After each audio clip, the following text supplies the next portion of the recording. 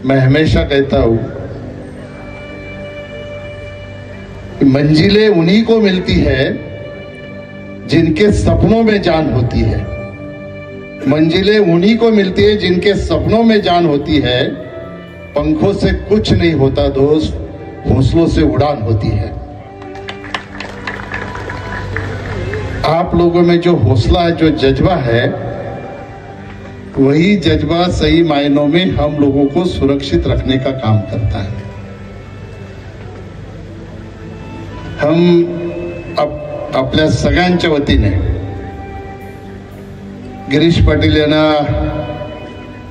वाढदिवसाच्या हार्दिक शुभेच्छा देतो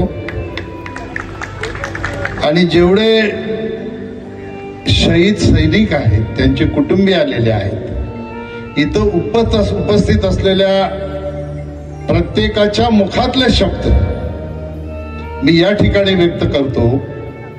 इथे उपस्थित असलेला प्रत्येक जण नतमस्तक होऊन तुमच्या चरणावर माथा ठेवून तुम्हाला नमस्कार करतो, वंदन करतो।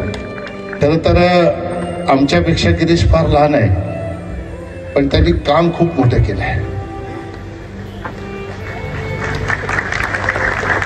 हे खूप मोठं काम आहे। ह्याची जी प्रखरता आहे ना, ही आपल्याला लक्षात येत नाही।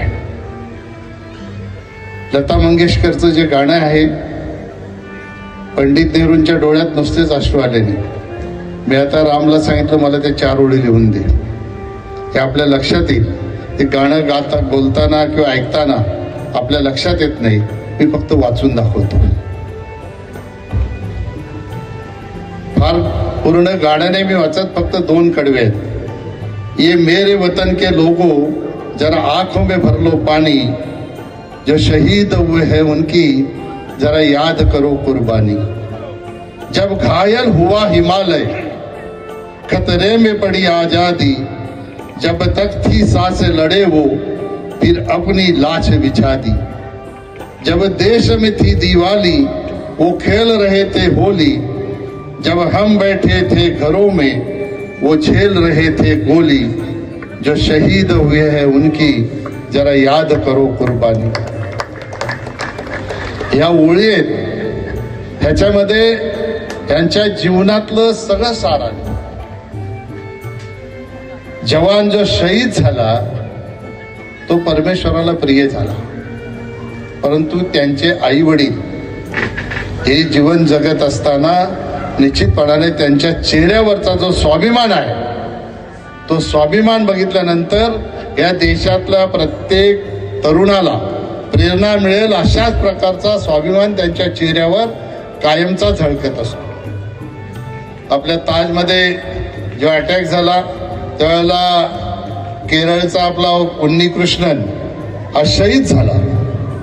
त्याच्या आईची दुसऱ्या दिवशी प्रतिक्रिया होती, मला एकच मुलगा आहे, मला दुसरा मुलगा असता तर त्याला सुद्धा मी देशाच्या सेवेसाठी मिलिटरीमध्ये पाठवलं असतं। असे आईबाप ही मिळणं फार कठीण आहे। म्हणून गिरीश तुझं कौतुक करावं तेवढं थोडं आहे। आम्हीही निश्चितपणाने याच्यातनं प्रेरणा घेऊन नायक जी हम भी ऐसा प्रोग्राम करने की कोशिश निश्चित तौर पर हमारे जन्मदिन पर करने की कोशिश करेंगे। कुसुमाग्रजांची एक कविता आहे, देणाऱ्याने देत जावे, घेणाऱ्याने घेत जावे, आणि घेता घेता घेणाऱ्याने देणाऱ्याचे हात घ्यावे। आता इथं घेणारे देणाऱ्याचे हात घेऊ शकत नाही। थोडस कवितेमध्ये मी दुरुस्त करतो, देणाऱ्याने देत जावे, घेणाऱ्याने घेत जावे, आणि बघणाऱ्याने एक दिवस देणाऱ्याचे हात घ्यावे। खऱ्या अर्थाने प्रेरणादायी असा हा कार्यक्रम वाढदिवसाच्या निमित्ताने गिरीश पाटील यांनी या ठिकाणी आयोजित केलेला आहे। त्याचं महत्व निश्चितपणाने आपल्या सगळ्यांच्या जीवनामध्ये खूप आहे। मी नेहमी सांगत असतो की माणसाकडे कितीही पैसा असला तरी भूक लागल्यावर भुकेपेक्षा जास्त अन्न खाता येत नाही, आणि कितीही पैसा असतो म्हणून अन्नापेक्षा पैसा खाता येत नाही। म्हणून माणसाच्या जीवनामध्ये पैशाला एक ठराविक मर्यादेपर्यंत महत्व आहे आणि म्हणून पैशापेक्षा जीवनामध्ये तुम्ही जमवलेली जी माणसं आहेत ती खऱ्या अर्थाने तुमची श्रीमंती आहे आणि ती श्रीमंती आज गिरीश पाटील यांची या ठिकाणी दिसत आहे। आणि तुमच्याकडे किती पैसे आहेत त्याच्यावरून तुमची श्रीमंती मोजली जात नाही, तर तुमच्याकडे असलेले जी पैसे आहेत, तुमच्याकडे असलेली जी संपत्ती आहे ती तुम्ही कशासाठी वापरता याच्यावर तुमची श्रीमंती मोजली जाते। आणि आज खऱ्या अर्थाने गिरीश पाटील यांनी शहीद जवानांच्या कुटुंबांना थोडीशी काय नाही मदत करून खऱ्या अर्थाने आपल्या मनाची श्रीमंती या ठिकाणी दाखवून दिलेली आहे। म्हणून परत एकदा त्यांच्या चरणी आपल्या सगळ्यांच्या वतीने मी नतमस्तक होतो।